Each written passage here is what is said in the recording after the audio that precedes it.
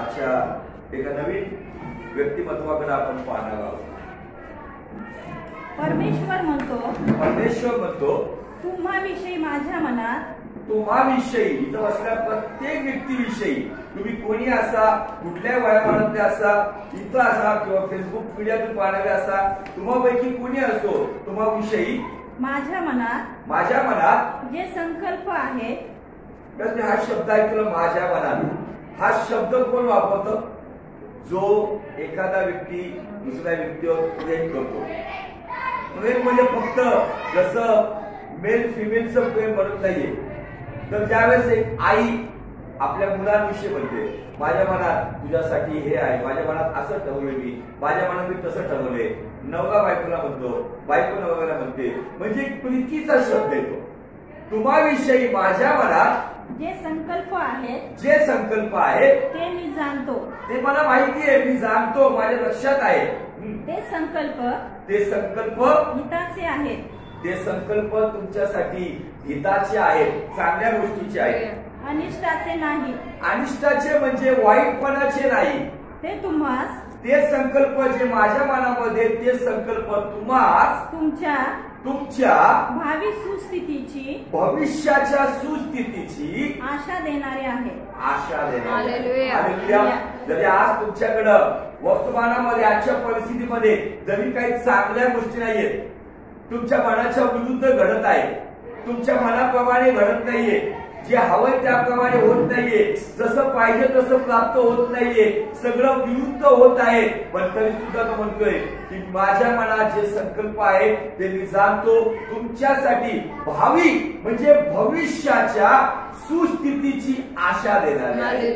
त्यामुळं भविष्यामध्ये येणाऱ्या दिवसामध्ये कदाचित तो उद्याचा दिवसही असेल, ज्या गोष्टीसाठी तुम्ही वर्षानुवर्ष कुठेतरी दुःखी आहात, कुठेतरी तुमच्या मनावर निराश आहे, पण काळजी करू नका. ज्या येशूकडे तुम्ही आलाय, तो येशू त्याच्या मनामध्ये तुमच्यासाठी भविष्याच्या सुस्थितीच्या चांगल्या आशा आहे. तर आमचा देव काय आहे? आशेचा देव आहे. आणि त्याची आशा लाजवत नाही, त्याची आशा आम्हाला लाजवत नाही, तर त्याची आशा आम्हाला अनुग्रह देते. हालेलुया. आम्ही अनेक लोकांचं जीवन पाहिलं. मागच्या आठवड्यामध्ये आपण कोणाचं जीवन पाहिलं? शंभुनी स्त्री है ना, बतीच्या जीवनातून मी पाहिलं आणि चक्राच्या जीवनातून पण पाहिलं. ओके, तर आज पण आपण एक अशा व्यक्तीच्या जीवनातून पाहणार आहे की तिला जग आणि जगाचे लोक तुच्छ मानत होते. मागच्या आठवड्यामध्ये आपण त्या कुष्ठरोगी व्यक्तीचं जीवन पाहिलं है ना, त्याचं जीवन म्हणजे ते लोक कसे होते आणि त्याच्यासाठी देवाने कसे हिताचे संकल्प रिलीज केले. आज पण आपण अशा एका व्यक्तीचं जीवन पाहणार आहे की जिच्याकडे पाहताना जग एकदम तुच्छतेने पाहतं. पण मी आज या स्त्रीच्या बाबतीतून तुम्हाला शिकवणार आहे. आणि ती स्त्री कोण आहे, कशा स्वरूपाची होती, प्रभूने तिला कशा चांगल्या गोष्टी दिल्या, या उत्तम गोष्टी आपण पाहणार आहोत. जाऊया लुकाचं शुभवर्तमान याचा 7वा अध्याय आणि वचन 36 पासून पुढे. लूक 7:36. पुरुषातील कोणी एकाने त्याला आपल्या येथे भोजन करण्याची विनंती केली. हे परुषी लोक जे होते ना, आम्ही बायबलमध्ये पाहतो येशूला विरोध करणारे लोक पहिले हेच होते. शब्दात दिवशी तू चमत्कार का करतो, तू आमकच का करतो, तू लोकांना असंच काय शिकवतो. पण पुरुषांपैकी एका व्यक्तीने प्रभू येशू ख्रिस्ताला भोजनासाठी, जेवणासाठी विनंती केली. म्हणजे याचा अर्थ या पुरुषीने कुठेतरी येशू ख्रिस्ताला पूर्णपणे नसेल परंतु स्वीकारण्याची तयारी केली. पुढं आणि तो त्या पुरुषाच्या घरी जाऊन भोजनास बसला. प्रभू येशू ख्रिस्त त्या पुरुषाच्या घरी गेला आणि तिथं भोजनाला बसला. पुढे तेव्हा पहा त्या गावात कोणी एक पापी स्त्री होती. कोणती स्त्री होती? तिचं नाव नाही दिले, पण तिची ओळख कशावरून दिली? पाप करणारी. कदाचित ते पाप ती मजबुरीने करत असेल, परिस्थितीमुळे करत असेल, कदाचित अशा काही गोष्टी असेल त्याच्यामुळे तिला हे पाप करायला असेल. एक पापी स्त्री त्या ठिकाणामध्ये तिला कुणीतरी सांगितलं असेल, किंवा त्या परिस्थितीमध्ये मी असा विचार करतो की येशू ख्रिस्त जर तिकडे आलाय तर त्या गावातल्या प्रत्येक व्यक्तीने त्या पुरुषाच्या घराकडे त्या दिवशी धाव घेतली असेल आणि त्या गावातला प्रत्येक व्यक्ती प्रत्येक पुरुष म्हणू शकतात त्या घराकडे गेले आणि त्या दिवशी या स्त्रीला कळलं असेल की गावात कुणी दिसत नाही, ती ते पाप करून जीवन जगणारी होती. थोडक्यामध्ये ती शारीरिक व्यवसाय करत होती, वेश्याकर्म करणारी स्त्री होती. आणि त्या दिवशी तिला असं कळलं असेल की आज गावातले सगळे लोक त्या परुषीच्या घरी गेले, तिथं कुणीतरी म्हणतात येशू नावाचा व्यक्ती आलाय. तिने येशूविषयी ऐकलं असेल, तो आरोग्य देणार आहे. कदाचित मला असं वाटतं तिने येशूविषयी ऐकलं असेल की त्या पापी स्त्रीला येशूकडे आणलं होतं आणि येशूला त्या ठिकाणामध्ये प्रश्न विचारण्यात आला की मोशेच्या नियमानुसार जर असं पाप करताना कोणी सापडलं तर त्याला ढोंडमार करावा. तिने ते ऐकलं असेल की येशूने त्या व्यक्तीला क्षमा केली आणि गावाने तिला क्षमा केली. कदाचित त्या दिवशी ते नवीन जीवन मिळावं, तिच्यासाठी काहीतरी नवीन आशीर्वादी गोष्ट ठरावी म्हणून त्या दिवशी ती प्रभू येशू जिथं होता त्या ठिकाणामध्ये येशूच्या समोर नाही गेली. कदाचित त्या गावातले सगळे लोक येशूच्या समोर असतील, त्या परुषाच्या घरातले शिमोन नावाचा व्यक्ती त्याच्या घरातले असतील, पण तिने स्वतःला त्या लायकीचं समजलं नाही, ती येशूच्या मागे पा पुढं. तो पुरुषाच्या घरात जेव्हा वयात बसला आहे हे ऐकून ती सुगंधी तेलाची आलापावस्त्र कुपी घेऊन आली. तिने ऐकलं प्रभू येशू ख्रिस्त त्या परुषीच्या घरी गेलेला आहे हे ऐकल्यावर ती अलाबास्त्र कुपी म्हणजे इतकं त्या वस्तूला महत्व होतं हे काम करणाऱ्यांना. जे लोक या अशा प्रकारचा व्यवसाय करायचे मजबुरीमुळं, पण त्यांचा व्यवसाय या अलाबास्त्र कुपी म्हणजे एक प्रकारचं अत्तर, अशा एका प्रकारचं सुगंधित जसं सेंट आम्ही पाहतो, ती अलाबास्त्र कुपी ती घेऊन आली आणि त्याच्या पायाशी मागे रडत उभी राहिली.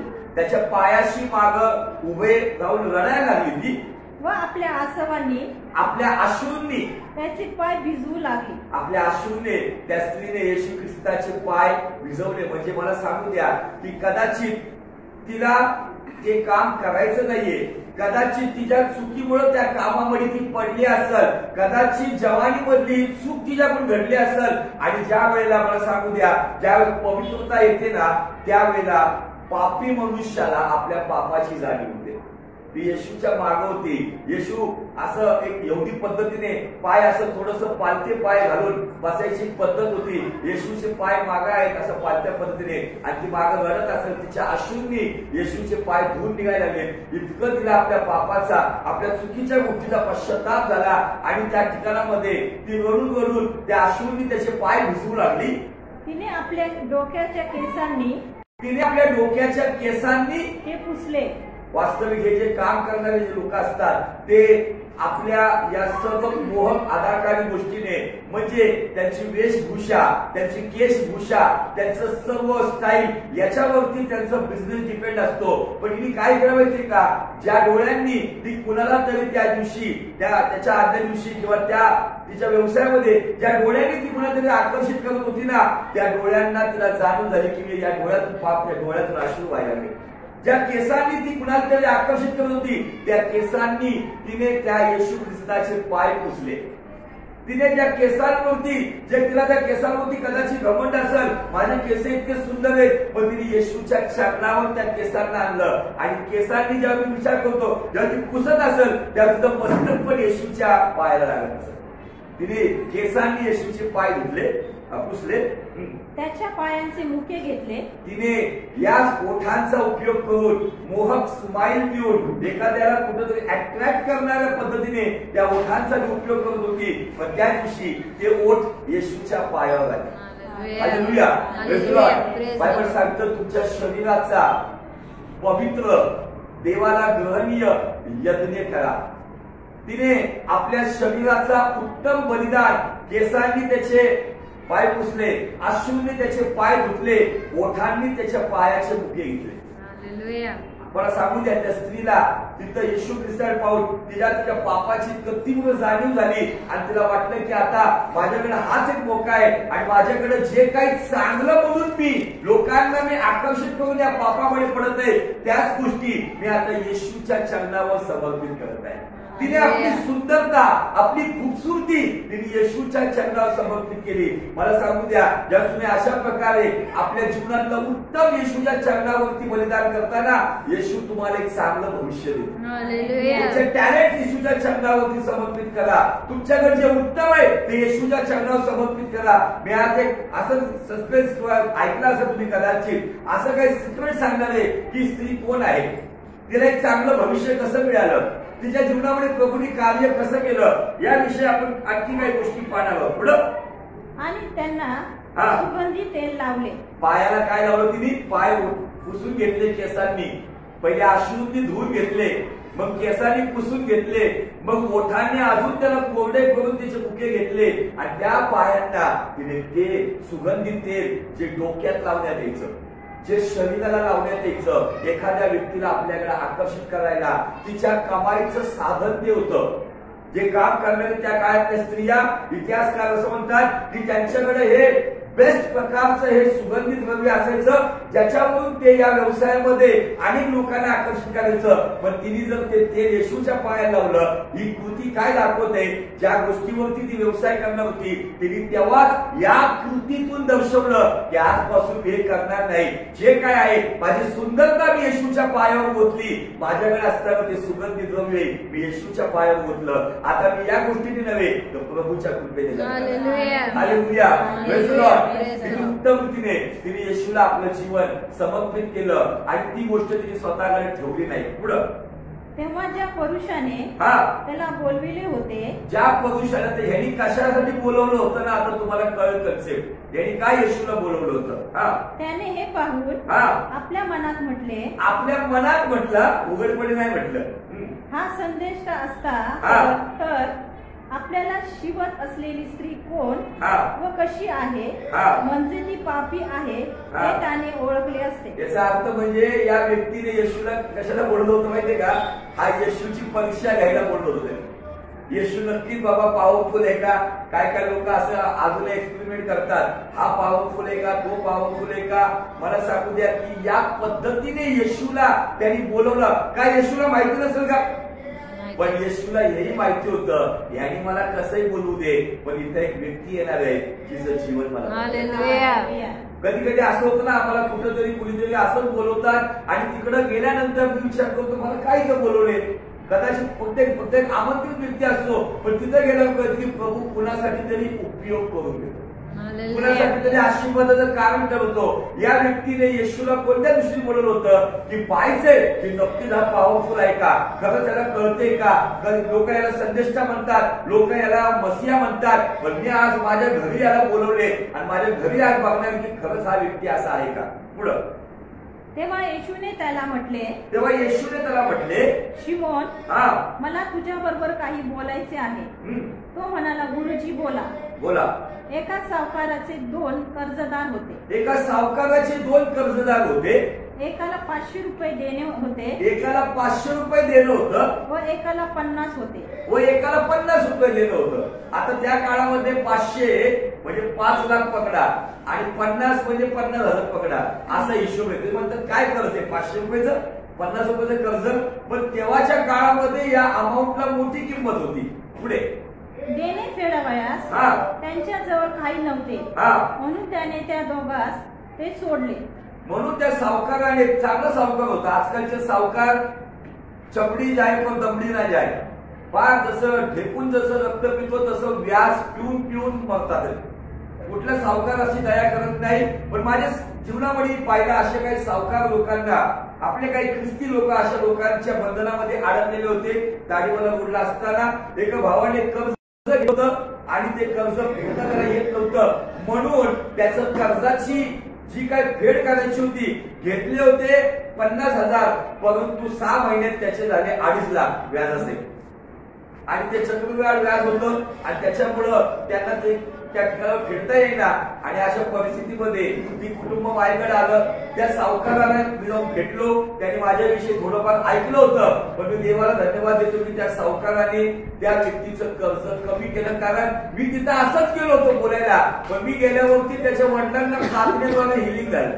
त्याचे वडील पॅरालाइज होते, वडिलांना आरोग्य मिळाल्यामुळे त्याचा कुठे विश्वास बसला आणि प्रभूने मला असंच पाठवलं. परंतु जो व्यक्ती अडकला होता, जो कर्ज फेडता येत नाही म्हणून आत्महत्या करायचा विचार करत होता, त्याचं कर्ज प्रभूने काढून टाकलं. हालेलुया. पण इकडचाही सावकार त्याने दोघांचंही कर्ज माफ केलं. पुढं तर त्यातून कोणता त्याच्यावर अधिक प्रीती करेल? कोण व्यक्ती त्या सावकाराने कर्ज माफ केलं, कोण अधिक सावकारावर प्रेम करेल? पुढे शिमोनाने उत्तर दिले, ज्याला अधिक सोडले तो. ज्याचं अधिक माफ केले कर्ज, साहजिक आहे, ज्याचं अधिक कर्ज माफ केले तो अधिक देवावरती किंवा त्या व्यक्तीवरती प्रीती करणार असे मला वाटते. मग तो त्याला म्हणाला, बरोबर ठरविले. एकदम बरोबर बोलला. तेव्हा त्याने त्या स्त्रीकडे वळून शिमोनाला म्हटले, त्या बाईकडे बघून त्या शिमोनाला म्हटलं, तुम्ही या बाईला पाहताना मी तुमच्या घरी आलो तेव्हा तुम्ही मला पाय धुण्यासाठी पाणी दिले नाही. एक यहुदी पद्धत अशी होती की एखाद्या यहुदीच्या घरी जातो तर तिथं पहिले त्या व्यक्तीचं सन्मान करण्यासाठी, पाय धुण्यासाठी त्याच्या पुढे जाऊन त्याचे पाय ते लोक स्वतः धुवायचे. परंतु या लोकांनी येशूला जस्ट टाइमपासला बोलवलं होतं, बघायला आलं होतं काय हा आहे का नक्की जेन्युइन व्यक्ती, हा नक्की आहे का खरं देवाचा पुत्र, हा नक्की आहे का पॉवरफुल, म्हणून त्यांनी येशूला कुठल्याही प्रकारचं फक्त जेवायला बोलवलं. आणि त्या ठिकाणामध्ये तो म्हणतोय, तुम्ही मला बोलवलं, परंतु यहुदी संस्कृतीनुसार एखाद्या पाहुण्याला बोलवल्याबरोबर आदर करण्याची पद्धत होती की तो आल्यावर त्याला पाय धुण्यासाठी पाणी देण्यात यायचं. पुढे परंतु हिने आसवांनी माझे पाय भिजवून आपल्या केसांनी ते पुसले. तुम्ही मला पाणी दिलं नाही, पण या बाईने आपल्या अश्रूंनी माझे पाय धुतले आणि आपल्या केसांनी माझे पाय पुसले. पुढे तुम्ही माझा मुका घेतला नाही. एक यहुदी संस्कृती असायची की पुरुष पुरुषाला जेव्हा भेटायचे तेव्हा ते त्याच्या गालाचं, मस्तकाचं किंवा कमीत कमी हाताचं चुंबन घ्यायचे. पण तो म्हणतोय की तुम्ही मला तीही इज्जत दिली नाही, पण या स्त्रीने, परंतु मी आत आल्यापासून हिने माझ्या पायांचे मुके घेण्याचे थांबविले नाही. मी आत आल्यापासून किती वेळ तरी मी विचार करतो, ते दृश्य समोर घेतो. येशू म्हणतोय की मी आत आल्यापासून कंटिन्यूली ती माझ्या पायांची मुके घेते, कंटिन्यूली माझ्या पायाला किस करत आहे, कंटिन्यूली तिने त्याचे पाय धरून ठेवलेले. इतकं प्रेम अशी व्यक्ती करत आहे. आणि तो म्हणतो, तुम्ही मला ना पाणी दिलं ना ते प्रेम दिलं, पण ही बाई जिला तुम्ही पापी म्हणता, पण ही माझ्यावरती इतकं प्रेम करते. पुढं तुम्ही माझ्या मस्तकाला तेल लावले नाही. त्या ठिकाणामध्ये यहुदी संस्कृती अजून एक होती की आलेल्या पाहुण्याच्या डोक्याच्या मस्तकाला तेल लावण्यात यायचं, अभिषेकाप्रमाणे तेल लावण्यात यायचं. पण पुढं परंतु हिने माझ्या पायास सुगंधी तेल लावले. तुम्ही डोक्याला लावलं नाही, पण हिने माझ्या पायाला लावले. जे डोक्याला लावण्यात त्याचं शरीराला इतकं अनमोल तेल आहे की ते अनमोल गोष्ट माझ्या पायावरती बलिदान. पुढं या कारणास्तव मी तुम्हाला सांगतो हिची जी पुष्कळ पापे आहेत, हिची जी कितीतरी पुष्कळ पाप या तुमच्या गावातल्या लोकांना माहिती असतील, त्यांची क्षमा झाली आहे. त्याची क्षमा झाली. हालेलुया. आमेन. पुढं कारण हिने फार प्रीती केली. हिने फक्त प्रीती केली नाही, तिने फार प्रीती केलेली आहे. ज्याला थोडक्यांची क्षमा झाली, ज्याला थोड्या गोष्टीची क्षमा झाली आहे, तो थोडकी प्रीती करीतो. तो थोडीच प्रीती करतो, थोड्या प्रमाणामध्ये प्रेम करतो. पुढं मग त्याने तिला म्हटले, मग येशू ख्रिस्त इतका मोठ्या संभाषणानंतर येशू ख्रिस्त त्या बाईबरोबर बोलतोय. आता पुढे तुझ्या पापांची क्षमा झाली आहे. तुझ्या पापांची क्षमा झाली. येशू ख्रिस्त जर शिमोनाच्या मनातलं ओळखून त्याला हे उदाहरण देतोय, तर त्या बाईच्याही मनामध्ये चाललं होतं की मी आले, अश्रूंनी माझ्या येशूचे पाय धुतले, केसांनी पाय पुसले, पायाचे मुके घेतले, अलाबास्टर कुपीचं तेल मी त्याच्या पायाला लावलं, का मला क्षमा मिळेल का मला आशीर्वाद मिळेल का, या विचारामध्ये ती होती. आणि येशूने तिच्या मनातलं ओळखून तिला सांगतोय, जा तुझ्या पापाची क्षमा झाली. हालेलुया. आणखी काय भविष्य, एक वेश्याक्रम करणारी स्त्री, जगामध्ये कलंकित असणारी स्त्री, जगामध्ये पापी असणारी स्त्री, तिच्याविषयी सगळं गाव नाव ठेवणारी अशी स्त्री, त्या स्त्रीला त्याच गावामध्ये मोठमोठ्या लोकांच्या द्वारे, कारण परुषीच्या घरात त्या गावामध्ये सगळे नामवंत लोक आलेले असतील, त्या लोकांसमोर सांगत आहे तिच्या पापाची क्षमा झाली आहे. काही लोक म्हणतात येशू ख्रिस्त कसं काय तुम्ही देव म्हणता, हे उघड पुरावा येशूचा येशूचा या ठिकाणामध्ये पापाची क्षमा संदेष्टांना करण्याचा अधिकार नाहीये, दिवेदूतांना करण्याचा अधिकार नाहीये. पापाची क्षमा देवच करू शकतो. आणि म्हणून येशूने आपल्या अधिकाराने या व्यक्तीला, बायबलमध्ये 2 लोकांविषयी येशू ख्रिस्त बोलला. एक तो पक्षघाती व्यक्ती, ज्याला घराच्या छपरावरून येशूकडे सोडलं होतं, त्याला येशू म्हणला, मुला तुझ्या पापाची क्षमा झाली आहे. त्यानंतर या व्यक्तीला म्हणत आहे, बाई तुझ्या पापाची क्षमा झाली. ती स्वतः त्या गिल्टी कॉन्शियस मध्ये होती, दोष भावनेमध्ये होती. देवाने तिला त्यातून बाहेर काढलं, एक फ्युचर तिला दिलं चांगलं. आमेन. तेव्हा त्याच्या बरोबर भोजनात बसलेले आपसात म्हणू लागले, पापांची क्षमा देखील करणारा हा कोण? आता सेकंड पॉइंट, त्यांनी एवढं उदाहरण, त्याला एवढं पण समजलं की शिमोनाच्या मनातलं येशूने ओळखून एक एक्झाम्पल दिलं. पण आणखी काय लोक तिथं टपून होते, पापांची क्षमा करतो हा कोण लागून गेलाय, इथं प्रार्थना घेतोय हा कोण लागून गेलाय, आम्ही नाही का इथं आमची इथं काय इथं प्रार्थना घेते, असे लोक विचारतात है ना. आणखी काय लोक म्हणते, पापांची क्षमा करणारा हा आहे तरी कोण? मला सांगू द्या, त्याच्या आधी येशूने अधिकार दाखवला. अनेक लोकांना प्रश्न आहे, पण येशू त्यांना आपल्या कामातून उत्तर देतो. पुढं मग त्याने त्या स्त्रीला म्हटले, तुझ्या विश्वासाने तुला तारिले आहे. तुझ्या विश्वासाने तुला तारिले आहे, किंवा तुझं तारण केलं आहे, किंवा तुझा उद्धार केला आहे. शांतीने जा, शांतीने जा. हालेलुया. त्या बाईच्या जीवनामध्ये 2 गोष्टीच्या कमी होत्या, एक म्हणजे तारण, दुसरी गोष्ट शांती. आणि त्याच गोष्टी घेण्यासाठी ती येशूकडे त्या ठिकाणामध्ये आली होती. आणि प्रभू येशू ख्रिस्ताने त्याच 2 गोष्टी तिला दिल्या की तिच्या जीवनामध्ये लोक तिला पाहून, कुणी चांगलं बोलत असेल का तिला, काही लोक स्वतःला लई धार्मिक समजणारे तिला बघून थुकूनही जात असतील, तुच्छ मानत असतील. पण मला सांगू द्या, अशा तुच्छ परिस्थितीमध्ये असणाऱ्या व्यक्तीसाठी येशूच्या मनात हिताचे संकल्प आहेत. आणि ते संकल्प काय, तिला सगळ्यांसमोर क्षमा मिळाली, तिला सगळ्यांसमोर तारण मिळालं, आणि तिला सगळ्यांसमोर प्रभूची शांती मिळाली. हालेलुया. ही स्त्री कोण आहे, हिचं काय रेकॉर्ड आहे? या स्त्रीचं जर तुम्हाला अस्तित्व समजायचं असेल तर तुम्हाला योहानाचं शुभवर्तमान याचा 11वा अध्याय आणि वचन 1 पासून पुढे वाचावं लागेल. ही स्त्री कोण आहे, ही पूर्वी कोण होती, आणि इथं कोण म्हणून ती उभी आहे, किंवा इथं कोण स्वरूपाची स्त्री आहे, तुम्हाला समजून येईल. एक सस्पेन्स किंवा एक सिक्रेट या ठिकाणामध्ये प्रभू ओपन करून सांगतोय. योहान 11:1 पासून पुढे. बेथानी येथील लाजर नावाचा एक मनुष्य आजारी होता. मरिया व तिची बहीण मार्था या त्याच्या गावच्या होत्या. ज्या मरियेने प्रभूला सुगंधी तेल लावले, ज्या मरियेने प्रभूला सुगंधी तेल लावले व त्याचे चरण आपल्या केसांनी पुसले, तिचा हा आजारी पडलेला लाजर भाऊ होता. ती स्त्री ही पूर्वी इतकं वाईट काम करणारी, अशुद्धतेत जीवन जगणारी, या एका लाईनवरून तुम्हाला तो पुरावा मिळू शकतो की येशूचं पायावरती केसांनी पाय पुसणारी बायबलमध्ये ही एकच स्त्री आढळती, जी शिमोन नावाच्या पुरुषाच्या घरी येशू जेवायला गेला त्यावेळेला त्या स्त्रीला पापी म्हटलेलं आहे. पण त्या स्त्रीला या ठिकाणामध्ये लाजरसाची बहीण पण म्हटली. आणि प्रभू येशू ख्रिस्त या कुटुंबाशी खूप प्रेम करायचा.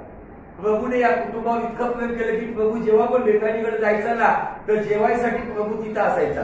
म्हणून आम्ही पाहतो की मार्था आणि मरिया यांची जी स्टोरी आम्ही पाहतो, येशू ख्रिस्त एकदा जेवायला तिथं आला. मार्था किचन मध्ये धडपड करत होती, किचन मध्ये जेवण बनवण्याची भांडे आपटत होती, आणि मरिया कुठे बसली होती, येशूच्या चरणाजवळ. का बरं?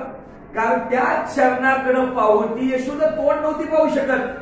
सामाजिक नियमामुळं ती पापी स्त्री होती, पण येशूच्या चरण नव्हती पाहू शकत. म्हणून त्यावेळेला तिने येशूचे पायच पहिले पाहिजे होते. आणि म्हणून ती कधी येशू यायचा ना, तर येशूच्या बराबरीत नाही बसायची, तर येशूच्या पायाजवळ बसायची.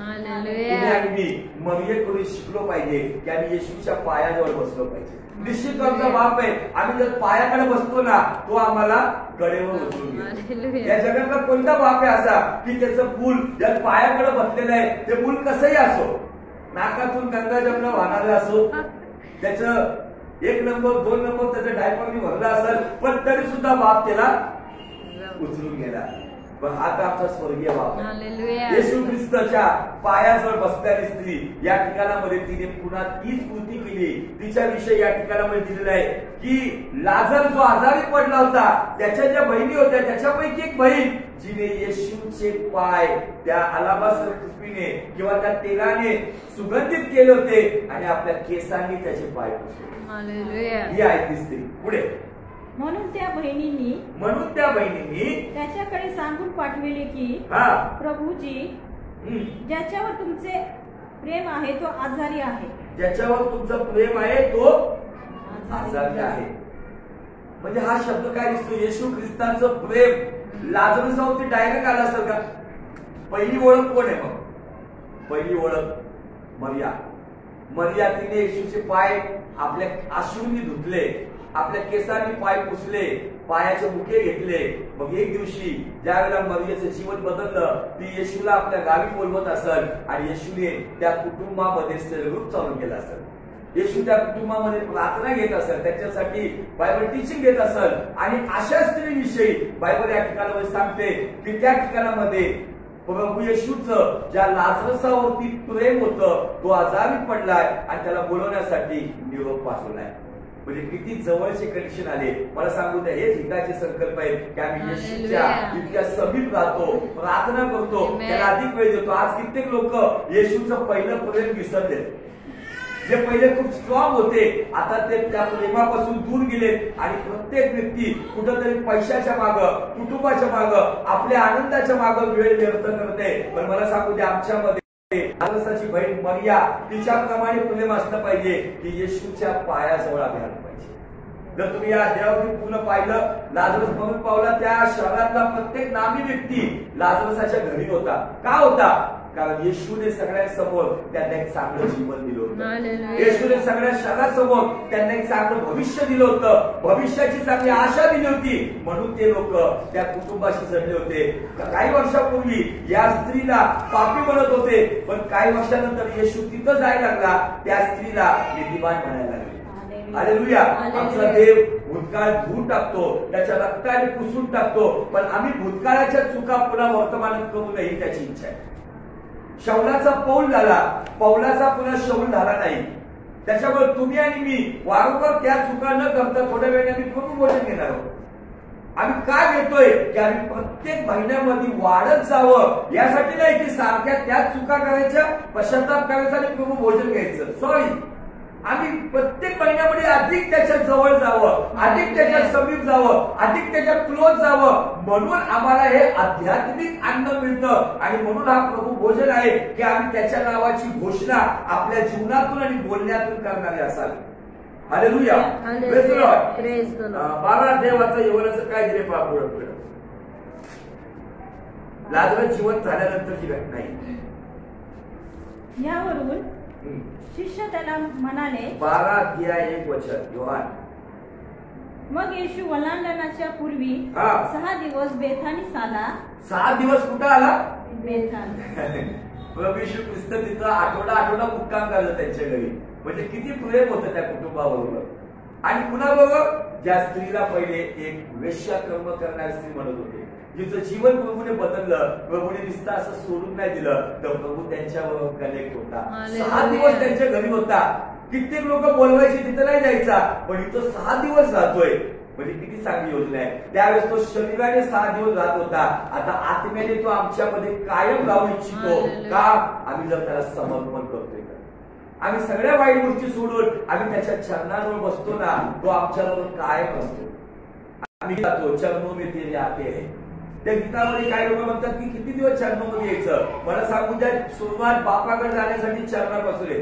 एक मूल रांगत पहिले पायाकडेच येतं आणि मग त्याला उचलून घेण्यात येतं. आम्ही किती मोठे झालो, पण देवासमोर देवाचे मूल या नात्याने आम्ही रांगतच गेलो पाहिजे, आम्ही लाडानेच गेलो पाहिजे, प्रेमानेच गेलो पाहिजे, तेव्हा तो आम्हाला उचलून घेतो. पण आज या गोष्टी अनेकांना समजत नसल्यामुळं ते पित्याच्या प्रेमापासून दूर आहे. पहा, ज्या लाजराला येशूने मेल्यातून उठविले होते, ज्या लाजराला येशूने मेल्यातून उठवलं होतं, तो तेथे होता. म्हणून त्यांनी तेथे त्याच्यासाठी जेवणावळ केली. जेवणावळ म्हणजे अख्ख्या गावाला आमंत्रण होतं. मला सांगू द्या, आता जेवणावळ कोण करतं? जो फायनान्शियली आर्थिक दृष्ट्या स्ट्रॉंग आहे.